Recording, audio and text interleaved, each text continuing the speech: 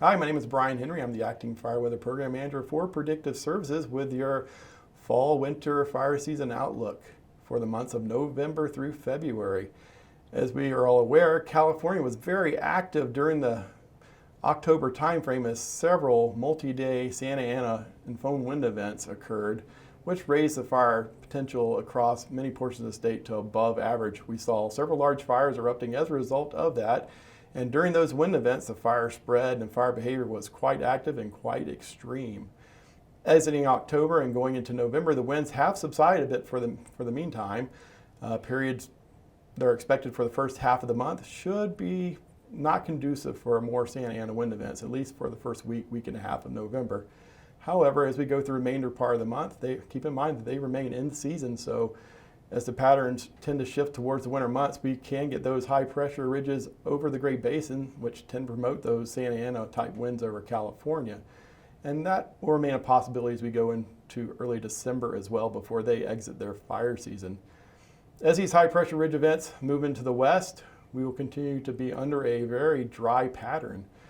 Over the past 60 to 90 days, the precipitation across the west has been generally 25% or less than average. That's very critical, and it's coming at a very critical time because during these last couple months of the fall, the vegetation in the mountains is trying to take up the last bits of moisture before they go dormant for the winter months.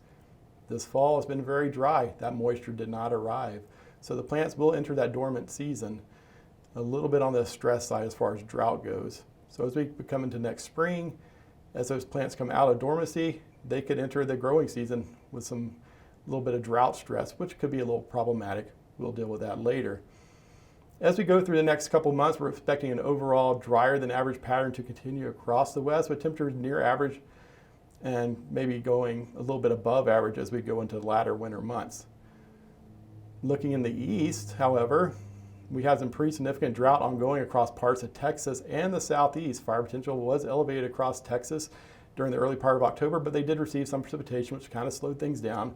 We expect for that periodic shot of moisture, those periodic shots of moisture to continue to impact Texas over the next couple of months, and that should gradually keep the fire potential on a slow decrease or a slow decline as we go into the winter months. Looking to the East Coast, they received some beneficial precipitation late month as well, which kind of slowed the progression of their fall fire season. The leaf drop has occurred down there, however, so there is some fine fuels that are available for there as they get into a little bit drier pattern entering November. But this is considered normal. This is their fall fire season.